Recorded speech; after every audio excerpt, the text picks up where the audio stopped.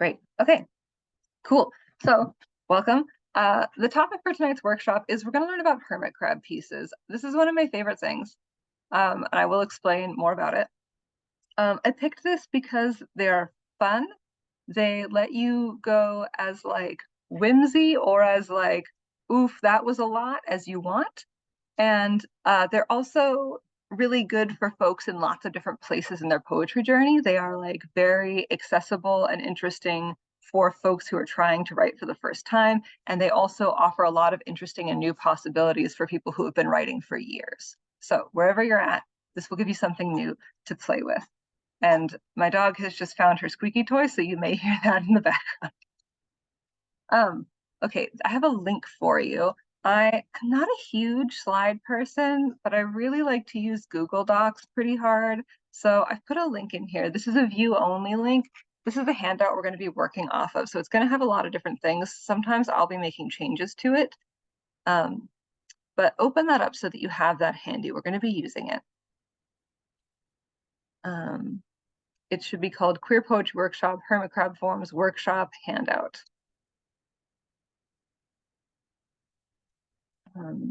Okay, great. So let's just chat a little bit first. What's a hermit crab? Like a literal hermit crab. Where's the handout? The handout is at that link, Poppy. Sorry, I'll try not to use names, and I won't use last names. But the handout's out. Let me throw it up here again. It's in the chat.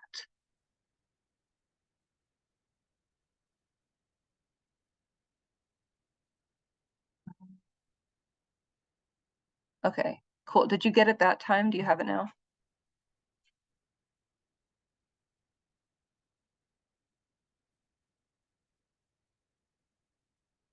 Great, perfect. Okay, so what's a hermit crab? Not even thinking about poems yet, but can someone just tell me like what is a hermit crab?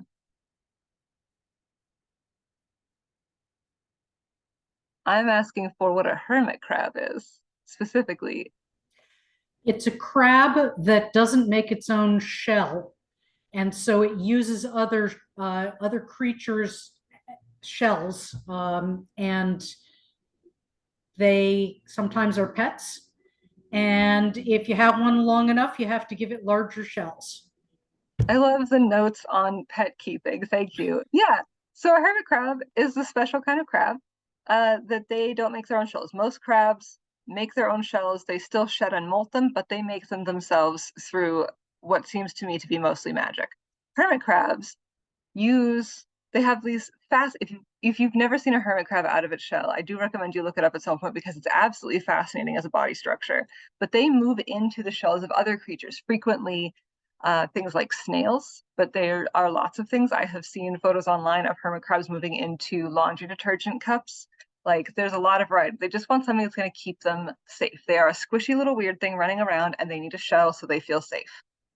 And so that's basically what a hermit crab piece is. As someone put in the chat, it's when you're using one form, you're kind of taking your poem or your story or your memoir essay, a lot of different things. We'll focus on poetry tonight. And when you take that and you put it in the form and shape of something else, typically something that we consider non-literary writing, I'll just call those shells, but basically anything that is like not literature, but is made of words. And let's make a little list of those. I am gonna do it on page 2 of the workshop handout. I would love to get just, let's list some. Like I'll start you with a couple, like recipe, menu, library notice. What are some other things? You can drop them in the chat or you can just unmute and say them. What are other things that are made of words but are like not literature, they're not art? I see dictionary definition. Yeah.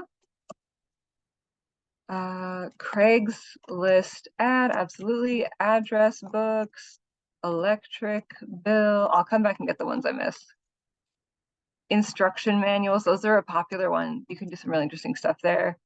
Job descriptions, I've seen someone do something really cool with that. Let's see what else we have in here. Product labels, yep. product labels,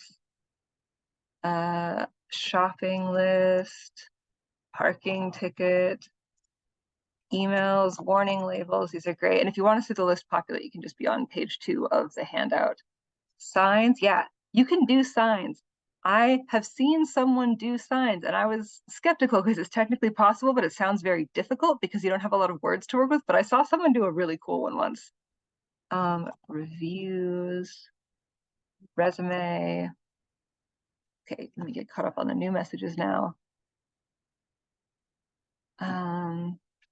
Ooh, syllabus. Lists, yeah, any kind of list. A musical score, I would think, I consider that to be still part of an art thing. You're moving into something that is not art. Driving directions, great. Text messages, a thing that I've started to see more in YA novels that they're making really good use of is having text message conversations within. That is a hermit crab moment. Performance reviews, ooh, yikes, you could do some stuff with that. Love notes, I think, are not a strict form. A love note could take a lot of different shapes. And so I think it's not a shell you could move into for specifically a hermit crab thing. Someone also said prescriptions. It's not spelled right, but it's okay. Calendars and maps. I have other things we can do with maps, but I don't know how easily you could make it just because it's made of so much other stuff than text. I think you'd struggle to make a hermit crab with it. Okay, I'm gonna get down the last couple ones here and an info pamphlet. Y'all are gonna have so many options when it comes time to write. Oh my God. Okay, wait, one more thing is an index table of contents. I think transcribed voicemails would be tricky because again, those don't have a set visual or physical form. They can be lots of different shapes. Part of what we're thinking about, and part of why I think hermit crabs are interesting, is because you're thinking about words, but you're also thinking about shapes and how it looks, which is like a very poem thing to do, but we're doing it in kind of a weird way. Okay, I'm gonna stop adding things to the list now after these last two, but you can keep adding them to your own personal list, but I will just not be able to keep typing them. Wikipedia pages, and what was the other one someone added? Meeting agendas. Yeah, cool. So we're gonna call these shells for all intents and purposes. A shell is anything that our poem could move into. And one of the really important things about form, anytime we're talking about form, which is just like the shape, the how we do things, we think about why we're doing it. So there are lots of reasons someone might choose a hermit crab form. The most common one that I have seen, because it's uniquely good for this, is to write about stuff that is way too hard to look at directly, or just like it's too hot to touch. Anything where you're like, this is a very vulnerable thing and I want to talk about it, but if I just put it out here without anything to protect it, I will not feel good. So by putting that armor on it, just like a hermit crab, you are giving it a safe little way to run around in the world. It puts some distance, it puts some armoring, whatever you think of it as. These are really great for telling stories that are too vulnerable to tell directly. Another thing people will use them for is when they really want the image to speak for itself and kind of like be using having the reader be very participatory and having the reader kind of having to make some of their own connections by using this like very strange form. You're getting the reader thinking about like, why are they doing this? What effect does it have? Even if they're not doing that consciously, they're interacting a little more actively with your work. So it's also if you want to like bring the reader in a new way. There are lots of other things you can do with it. You can also just have fun and play. You can just do it because you think it'd be kind of fun. But those are the two most common ways that I see people doing it. I want to give you the shortest example I have ever heard is something that my teenage students pointed out and that most of you may have heard like in school or something. The famous short story, For Sale, Baby Shoes Never Worn, is a hermit crab piece. What is the shell of that hermit crab piece? An advertisement. Yeah, an advertisement, like a thing in the, back then it would have been like in the newspaper, now it'd be online. Absolutely. It's in the form of an advertisement, but it's telling what for a lot of people is like a very heartbreaking story. You kind of figure out like, oh, there's like something really sad here. There's probably like a very sad couple who is missing their child. And we are telling that story in 6 words through the form of an advertisement. That's one of those stories, again, that like can be too close, too hot, too hard to tell. But this little shell gives it something that kind of protects it. So let's look at Obit by Victoria Chang, American writer. If you go down to page 3, so this is, oh, I don't have my copy, it's over there. So Obit is a book that Victoria wrote in the wake of her mother's death many years ago, I think 2015. And as she was thinking about and kind of processing her mother's death, she was also feeling into all of the other things that she was losing, all of the things that comes with that kind of grief. There are other parts, she was finding there were other parts of her and her life that were dying with her mother. And so she wrote a book of obituaries for everything in her life that was being lost during and in the wake of her mother passing. Also, because these forums are great for talking about stuff that's really hard to talk about, if at any point you need to like do your own thing for a minute, again, take care of yourself. It's okay to step out and come back. So let's look. Is anyone up for reading the first piece out loud that starts My Mother?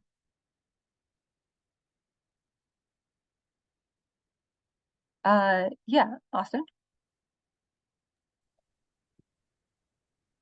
This is the first piece. My mother died unpeacefully on August 3rd, 2015, in her room at Walnut Assisted Living Village in Anaheim, California, of pulmonary fibrosis. The room was born on July 3rd, 2012. The village wasn't really a village. No walnut trees, just cut flowers. Days before, the hospice nurse silently slid the stethoscope on top of my mother's lung and waited for it to inflate. The way waiting becomes an injury. The way the nurse breathed in, closed his eyes, breathed out, and said, "I'm sorry." Did the blood rush to my face or to my fingertips? Did he reopen his eyes before or after he said, "I'm sorry"? The way memory is the ringing after a gunshot, the way we try to remember the gunshot but can't, the way memory gets up after someone has died and starts walking. Thank you. And thank you for the person who commented in the chat. Thank you for coming.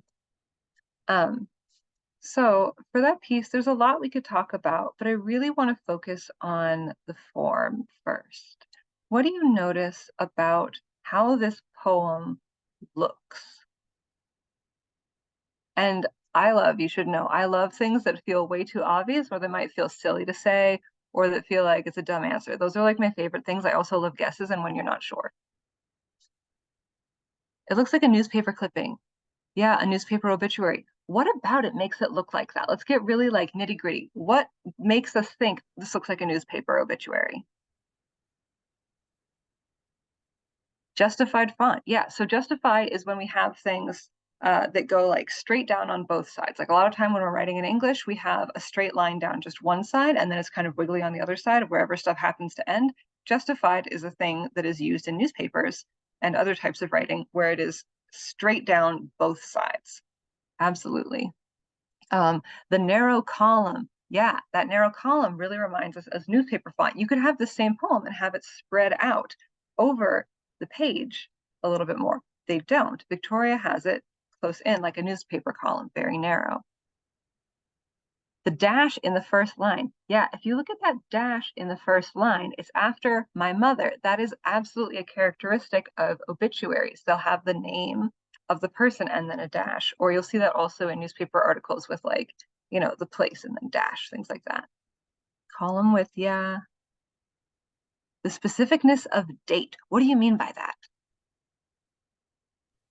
The structure and form of saying when things happened, began or ended, and almost the coldness or scientificness, the reportedness of dates.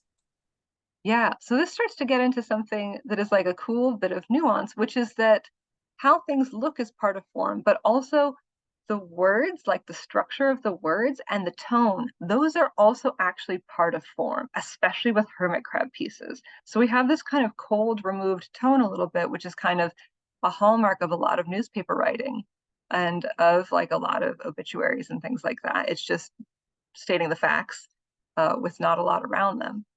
And it captures that tone. And then there's also like, this happened here on this date. Again, this kind of like just the facts, very newspaper feeling. Yeah, I like pointing out in the chat also that my mother is capitalized, the M in both of those words, like a first and a last name. Absolutely. Anything else that really brings to mind an obituary for you here in the the structure of it?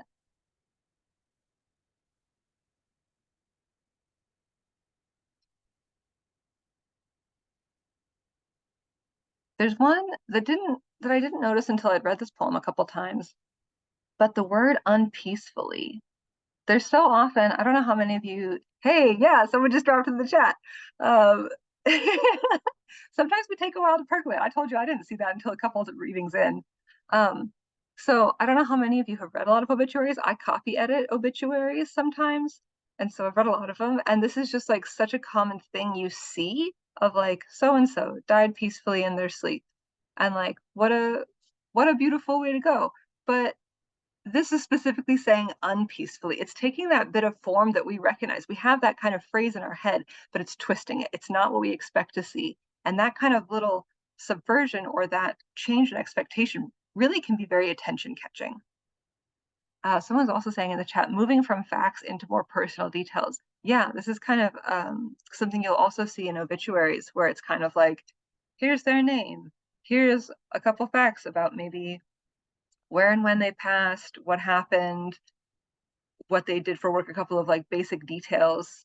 And then it'll go into more personal stuff. And we see this happening here. It's a little different though. What's different here? In general, what's different about this piece from a normal obituary?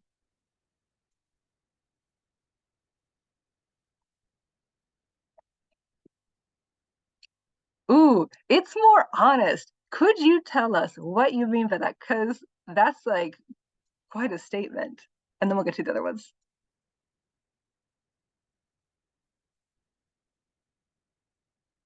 It tells the sadness too. Yeah, there's this thing with a lot of obituaries where they're kind of they kind of try to make it nice a lot of the times of like, let's remember them with a smile. And like, that can be a beautiful impulse, but I think that can also be hard for a lot of people who are actively grieving. It, like you're saying in the chat, it tells the sadness too. There's a lot of questions. Yeah, you would never see a question in an obituary. That's not a thing, but there are questions in this. That's a very interesting change. The tone also, can you tell me what's different about the tone? Because some parts of the tone are the same, but what about the tone is different?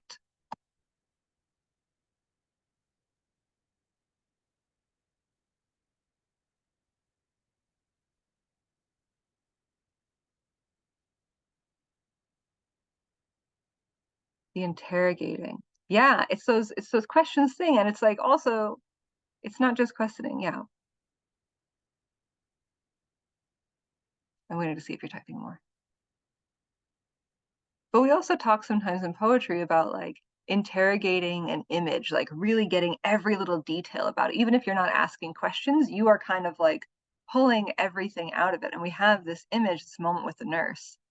Someone saying it's very feeling and visceral. Yeah, absolutely. An obituary is not classically something visceral.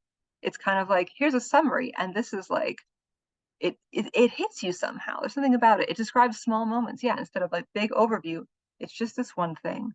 Time stops in the middle. Yeah, time is present and it stops in the middle. This piece exists in past, present, and future. Cool, cool, cool. It doesn't actually name the deceased. Yeah, that's like, it's a small structural detail, but it doesn't. We do not know her mother's name from this piece. We just know my mother. Scrolling back up. Yeah, there's also a couple of lines. Someone's pointing out in the chat, the village wasn't really a village. That line branches out, becomes more surreal and poetic. Yeah, it's not this kind of like, just state the facts, tell us their life. It is this more poetic thing. It's focusing on this very, very specific thing. Also, someone's saying it doesn't try to make anything sound better than it was. And it doesn't say much about who her mother was. Yeah, we don't know much. We know about this one moment close to the end of her mother's life, but we don't actually know almost anything about her or her as a person.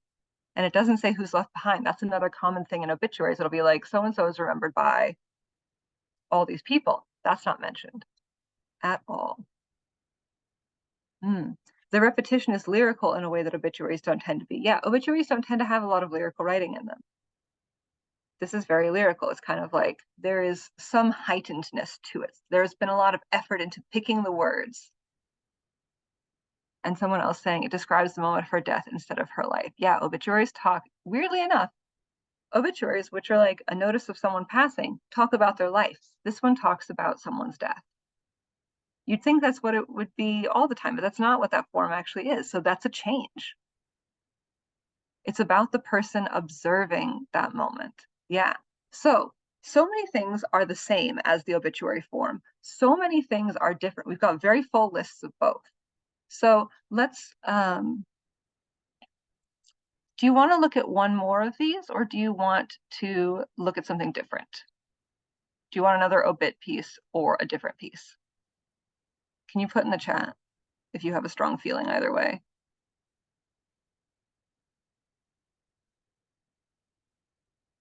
Okay, I'm seeing it looks like different piece. So there's a second piece in there if you would like to read it, and the entire book is full of these. So you have lots of options if you would like to spend more time with that. I want to read you a piece that I think, no, what I want to do is scroll down to the next page. Sorry, I have ADD, so sometimes we go in new directions. Scroll down to the page that starts with From the Making of a Story, a Norton Guide to Creative Writing. Scroll to that page, please. And this is another approach to hermit crab pieces. I got to take a really great class with Dilruba Ahmed a couple years ago that was just about hermit crab pieces. If you're going to take a class with her, she's a very good teacher. And she included this, which I thought was really interesting. I hadn't heard of this before. Harper's Magazine is a magazine. They have this index, and what it says here, this is an excerpt from an article about it. Harper's Magazine Index reports sometimes funny, often sobering political realities through statistics and unusual figures. Normally, we just have one page, 40 statistics. This is the thing about the Harper's Index, is that the numbers pose questions. That's the whole point. This is a continuing conversation. And Lewis Lapham said, so often he read a story in the New York Times or the Washington Post, and there was really just the only interesting thing in the story was one or two numbers. Now, if you could just put those numbers on a page and put them next to another number that amplified the first number, you have an idea of what we were driving at. So this has some groups of numbers with context for what the numbers are. And let's look at them and let's talk about the story they tell. So let's start with the first one, number of states. Can someone read that little chunk that I have highlighted in the document that starts with numbers of states and ends with 31? Sure, I will. Great. Number of states that have laws requiring employers to provide paid sick leave. 12% of U.S. workers in the top 25% of earners who have access to paid sick leave. 92. Okay. Or of U.S. workers in the bottom 10% of earners who do. 31. Great, thank you. So we've put these numbers next to each other. We've said what they are. What is the story that these numbers tell when they're put together like this? And you know I love guesses. You don't have to be sure.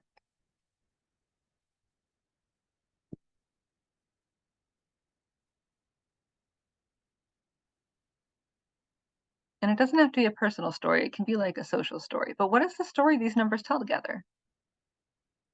Someone said, it's illuminating inequity without any extra commentary. yeah, it's like pointing this out. It is just showing you the literal inequity, the literal difference in access to this thing, but it's not commenting on it. This is kind of what I was mentioning earlier, where like one of the uses of hermit crab forums is when you want your reader to participate a little bit. They're doing some of the work. They're helping make the story. In the chat, we also have story about inequitable access to paid sick leave. Absolutely. You don't have to tell someone the lesson. Yeah, there's an interesting thing that these numbers do where they're not telling you how you should feel about them. They are putting the things together so that it is pretty clear to see what the story is. It's pretty easy to tell what's going on and how you might feel about it. Yeah, interesting. In the chat, the comment is in the choice of what to include and what not to. Yeah, this is where the kind of like artist has the shaping. You are curating this experience in a little bit of a way where you are, by selecting the view, creating the way that someone will look, just everything they will see, you are creating that experience. You are still telling that story. You are just doing it in a way that is a little different than we do a lot of other times. Let's look at one more example of these ones.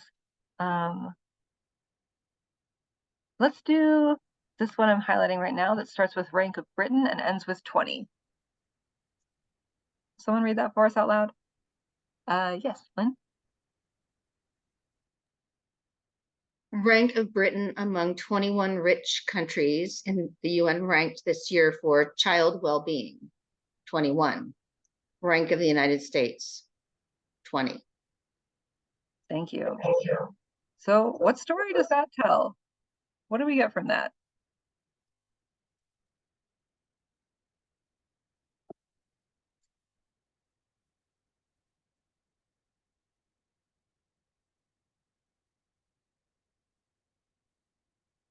Someone said in the chat that the UK and the US are not taking great care of children. Yeah, bottom of the list is like kind of an indicative place, you know? And it's not like everyone's tying for first. It's like, no, there's a list and these two countries are at the bottom of it. Yeah. Anything else that this tells you as a story? Any other elements to it?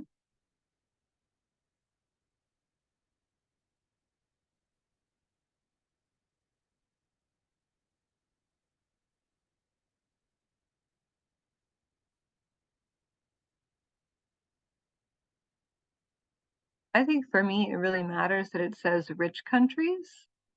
Did anyone else kind of like, did that stick out for anyone else? Why? Why did you like notice that, or why did you catch on that?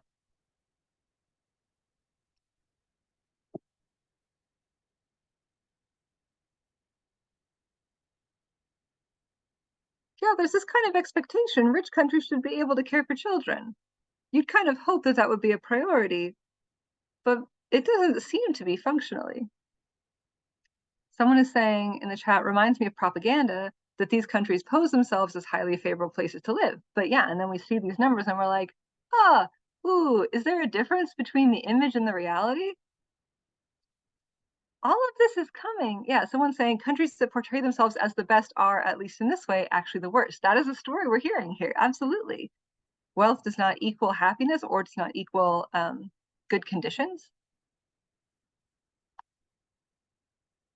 Someone saying also maybe rich countries are rich in part because of how they treat their children and the well-being of other people, kind of an inverse relationship. Wealthier country maybe indicates worse conditions in some ways.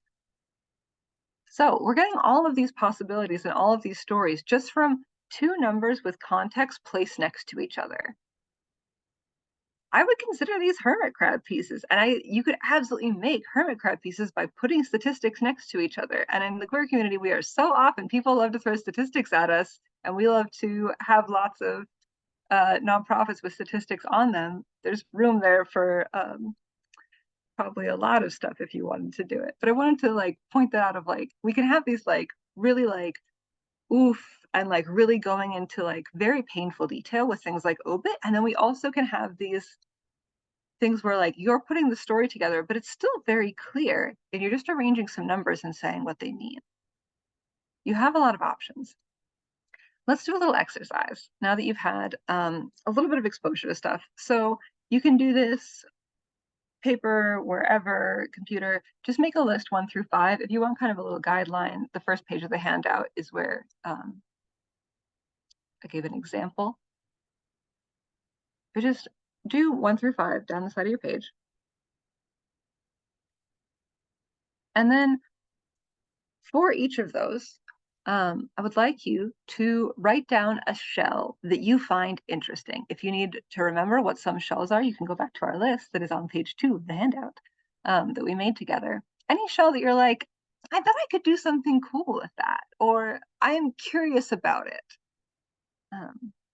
Let's take a couple minutes just to do that. And you're not committing to these, just ones that you think you might want to try out. I'm going to mute for a second, but I will be here. I'm going to give you like 2 minutes to pick out 5 potential shells.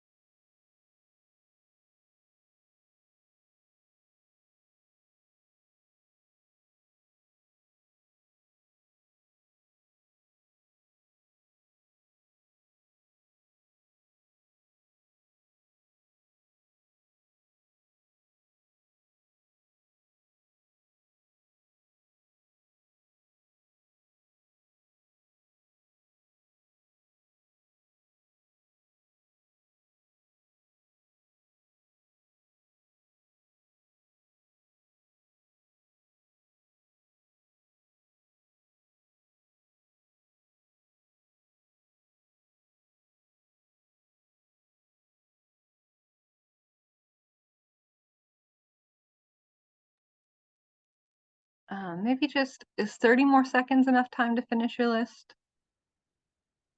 Okay, cool. And it's okay if you don't get to 5. We'll take 30 more seconds, finish your list.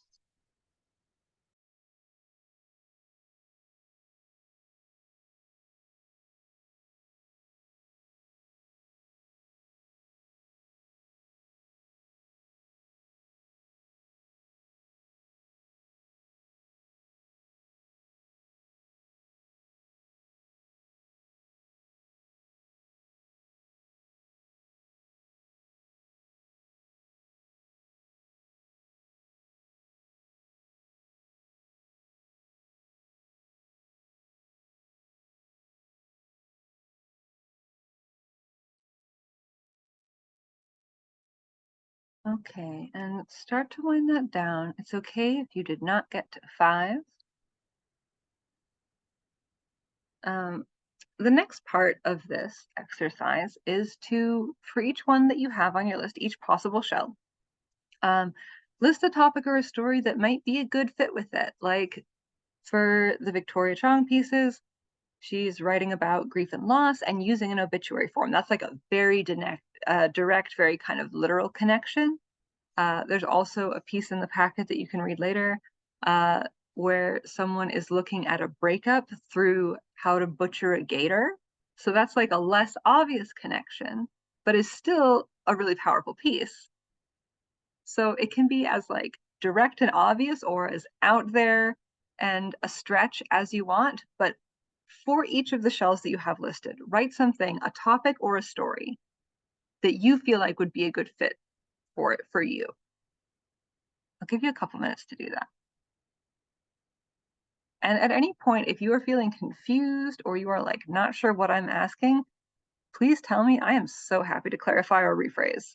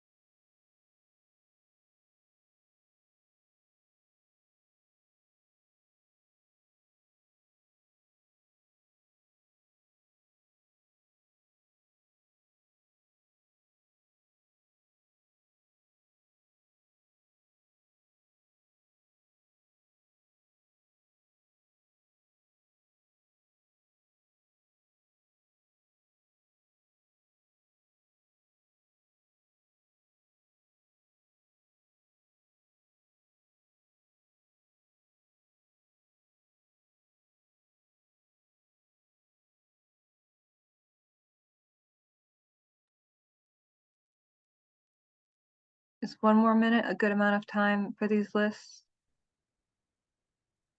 Okay, let's take another minute.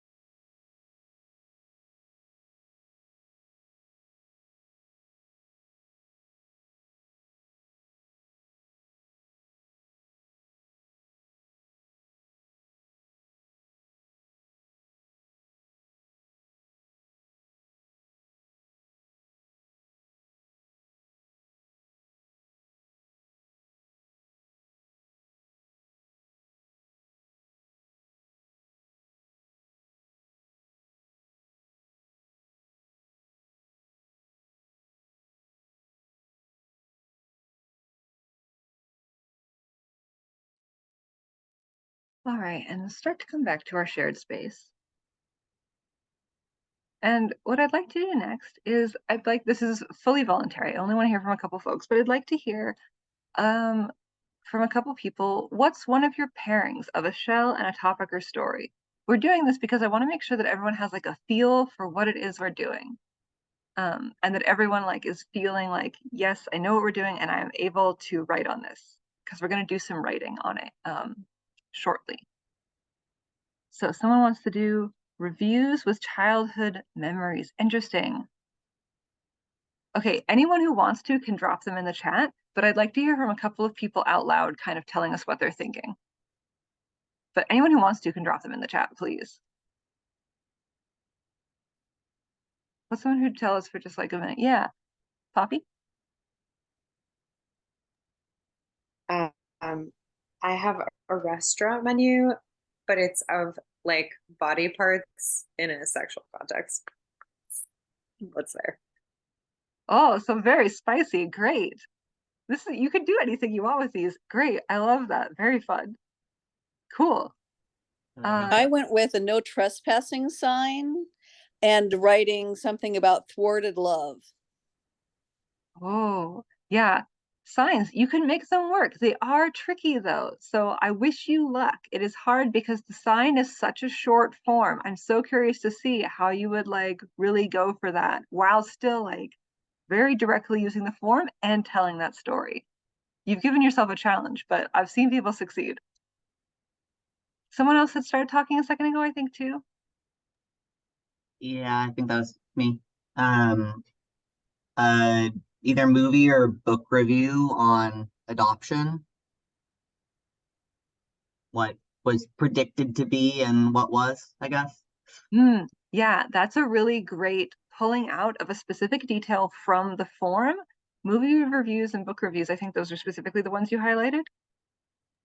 Yeah. Yeah, those often will talk about kind of like what the reviewer expected to see going in and how those expectations were not met. So that is a really good, and that also can apply with a lot of types of relationships. I think it's really interesting to apply that to adoption. I think you have a lot to work with there because it's really directly using the form for the story. And expectations of like birth family versus what ends up being. Yeah, absolutely. That feels like very rich soil for a piece. Let's like maybe one more person willing to share kind of what they're thinking about. I'll go. Yeah. I also did report card, which I've seen a couple people in the chat with. But I was imagining like after an important dinner. So like maybe after a first date or after like a family holiday meal or something. So yeah, kind of doing a report card of what happened. I love that idea. I also love the potential cheekiness of like either through a poem or like actually giving someone a report card of how they did at those events. That is like a very fun idea. I love that. I also saw, I haven't seen a lot of them in the chat because I've been focused on the other part of the screen, but I saw we have right now user survey. How satisfied are you with your gender assigned at birth? That is fantastic. There is so much room to play there. And when I say play, I mean with like structure. Sometimes we are very playful with our structure when we are talking about things that may be very fraught for us. That's another thing that I like personally about hermit crabs is like when I'm writing about stuff that is very hard for me, it gives me something fun to focus on rather than just how much something hurt. Love the responses to the survey accumulating in the chat. Yeah, so you can also scroll up through the chat and see there are so many cool ideas here. Yeah, y'all are getting it. There's one more piece that I just want to read to you to really solidify this, because I think this piece is a student piece from one of my teens, and I think it really exemplifies what makes a hermit crab piece like really land and work really well. So here's a student piece. There's a little more grief in this. I'm sorry. We can be sad together. This one makes me cry like every time, but I'm okay with it. This is from a student named Ava that I worked with this summer, who I'll read you the piece and then I'll tell you about kind of her process around it. But pay attention to what she's doing here and why it works. How to grieve a dog, a 6-step process. Step 1, have a dog that has left. And I only barely managed to make it through that piece without crying. 17-year-olds, man, they go hard. So the reason why I wanted to share this piece with you is because I think it does some really incredible stuff with the hermit crab form that shows off what makes it work. So you have this piece and you're like, okay, we have a 6-step process. This is instructional. We have these formal elements. We have steps named, step 1, step 2. Everything is in the like kind of command voice where it's telling you what to do, feature, and it goes through this like kind of process. But it also, as much as it is that form, it is also really telling this story. I know people freaking out about teen writers. Yeah, it's really telling this story. There are all these details where we start realizing, oh, this is not like a wiki how. This is a very specific person's very specific relationship and the grief they are struggling with. And that's what makes a hermit crab piece tick, is when it is both really this form and really the story you're telling. Here we have Ava's relationship with her dog. We have all those details, and we have that switch where it goes from all of those like very sweet memories to this change that has happened where the dog is starting to struggle and we see this aging process happen.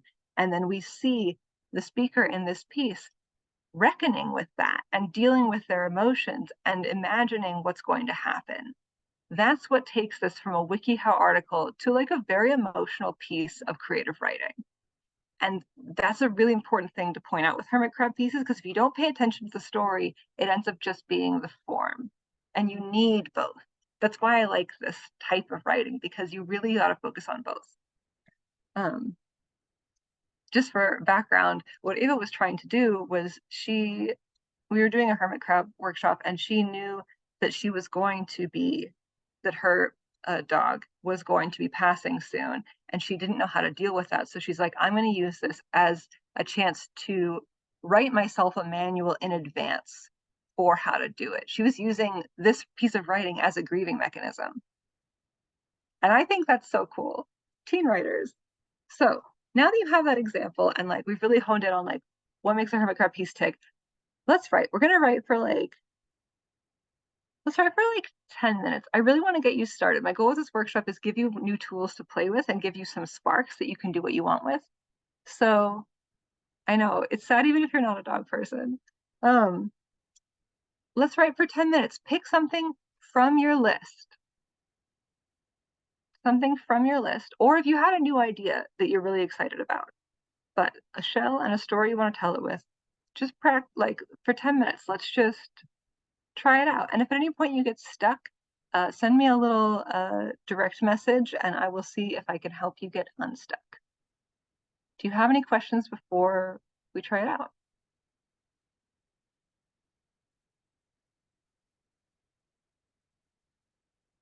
Okay, let's go for it. If you need me, I'm in the chat. Let's write for 10 minutes.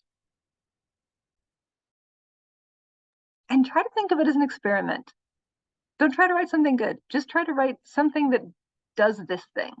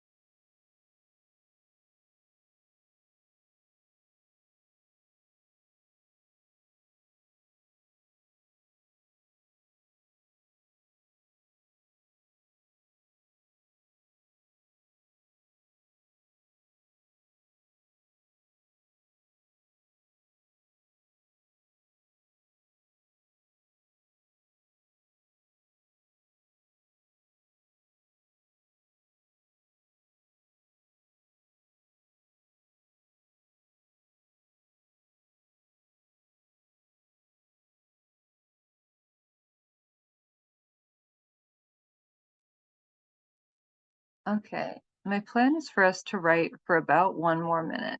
Is that all right with you? Okay, cool.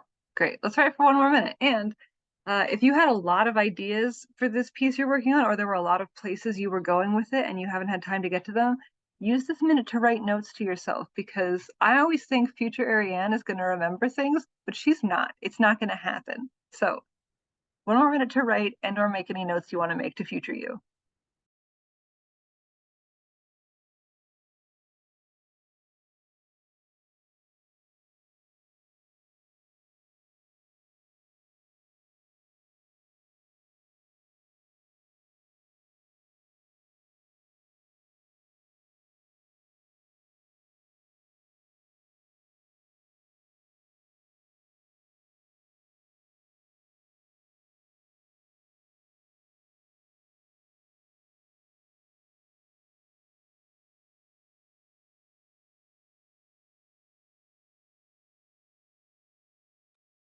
All right, just 30 seconds to wind down and to return to our shared space. I always like at the end of like a writing session, even if it's only like 10 minutes, even if it's only like 5 minutes, to give like a little, some sort of move. Sometimes you want to like do a little shaky, sometimes you want to do like a cat stretch, like, but just give yourself, even if it's just wiggling your toes or like making a weird sound or something, but just give yourself a little something that wakes your body up. Okay, and I would love to get to hear a couple of these if you're up for sharing. Someone drop one in the chat. The sign person, you totally did it.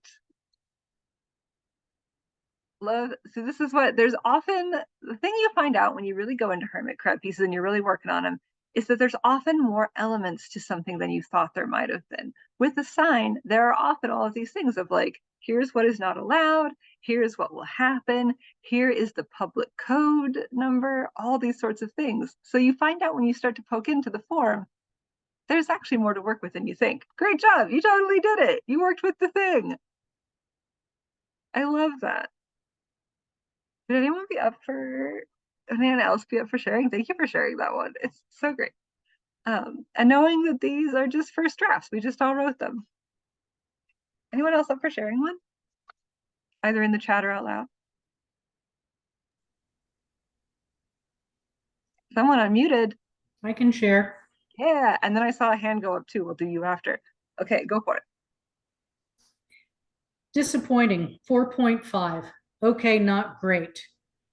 Positive, a range of conversational topics, most of them interesting. Laughs frequently, easy on the eyes. Negative, blunt at times, soon bordering on contempt. Made problematic statements about my entree, which was vegan. Though she had promised to take me to the airport, she claimed that she had not made this offer. We had words. After she left, I was lonely. This was not what I expected based on the description. Love that. Great. What was the form you were working with? Sometimes it's easier to see it when it's up, but what was specifically what you were working with? A booking.com review.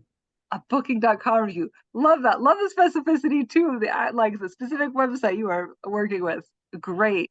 Awesome. That comes out so good. You see how it's like it's very tied to the form, but then you also you feel this story and you see this story and you're like, ooh, I don't know if I would stay there, as it were. Great. And then I saw your hand go up. Yeah, go for it. All right. It's a first draft, right? Yeah, it's a first draft, which is thrilling. Okay. It's fresh. The common conspiracy, Conspiracus horrificus, is native to a small group of isolationists, and if denied sunlight and soil, dies quickly. However, given the right fertilizer and growing conditions, it spreads rapidly, crowding out truth and logic. Eliminating these ideas as young shoots is easiest for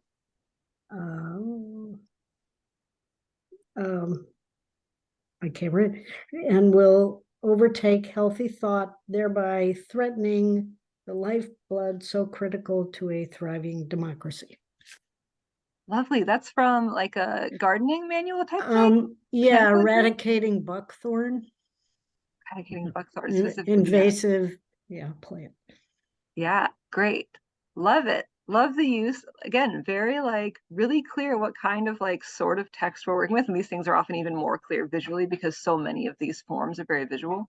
But then also very clearly doing something else too. Great. We had one in the chat. Let's just take a second to read this one, but it's using that like numbers format we talked about. Ooh, God. That's absolutely like heartrending. And again, we're participating. As readers, we are making the meaning here. We have been given these numbers, but we understand what they mean when they're next to each other. We create that story. And it's, oof, great job. Great job with that. Oh man. Love it. Yeah, go for it. I see that hand raised, the virtual hand raised. I did like a doctor's note, kind of like review thing. Right. Normal respiratory effort, no wheezing, balls their fists when weighed, no suspicious lesions on exposed skin, nails bitten down to the cuticle, normal muscular development, can't look me in the eye, head atraumatic, will sob when the door is closed because they are well, in no acute distress. Ah. That's great. I love that. 1 second.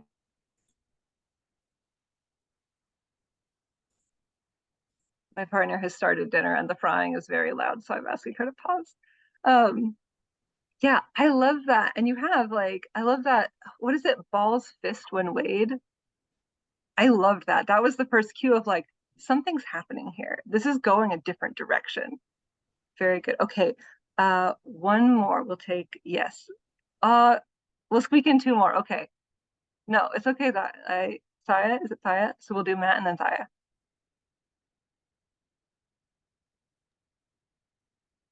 Okay. Didn't get very far, but beginning of review for a movie called Adoption, A Better Life. Aggressive mediocrity would be far too generous a description for the greatest disappointment out of Beverly Hills Studios this year, Adoption, A Better Life.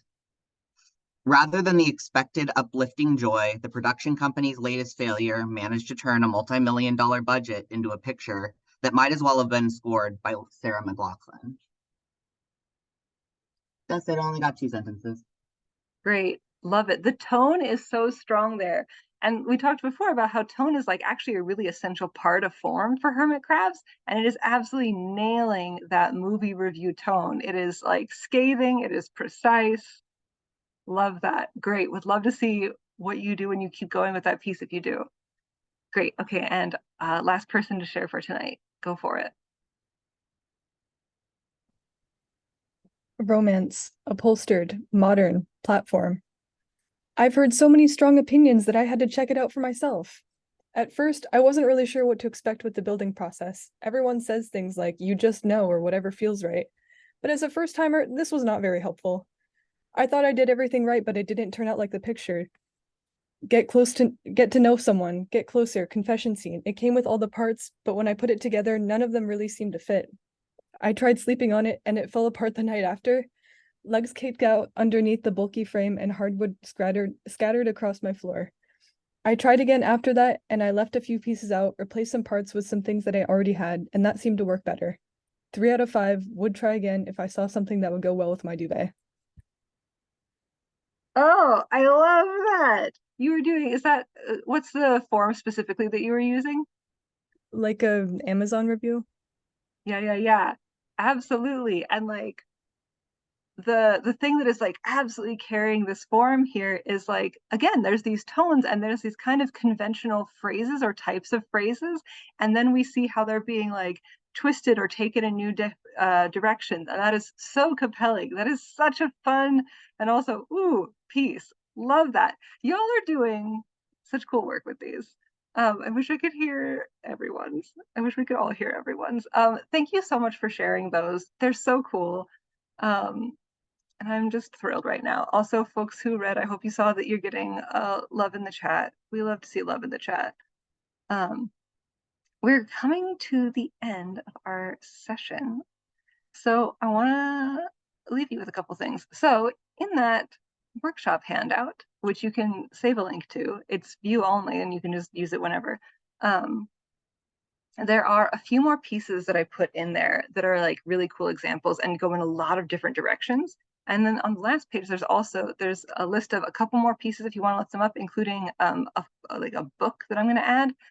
Thank you, Michael, for putting the link up again. And then there's also at the end, I just put like a list of queer poets in case you like need help finding those lists. A lot of the lists online are very old school, and that's fine. Those poets are great, but there are very few lists of like living queer poets who are writing and publishing right now. So I made you one of like 10, including a number of whom are Washington poets or who were Washington poets and then left us for New York, and we're still sad about it. But those are all modern queer poets who are writing and publishing right now.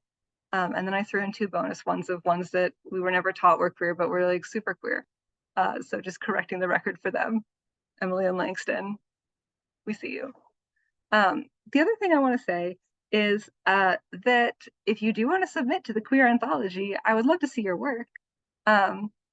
Here is oops, wrong link. That's the link from earlier. 1 second, let me fetch it. I'm going to put the link for the submission page where you can go, and it has all the information about how to do it. But basically, there's a special email address. It just goes to me, where you can send 1 to 3 poems.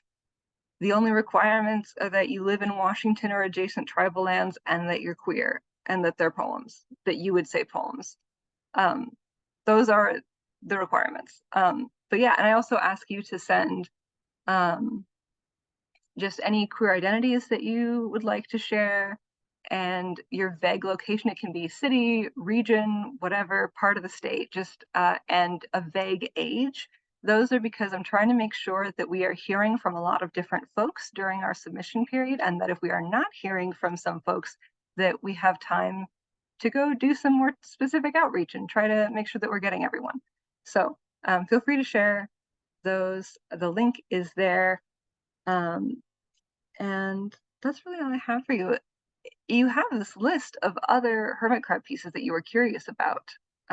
If you want to write those too later, just a reminder, you can go back to that list. I'll stick around for a minute in case anyone has any specific questions. But other than that, thank you all so much for coming, for trying something new, for being queer. And I hope to see some of your work. Thank you all so much.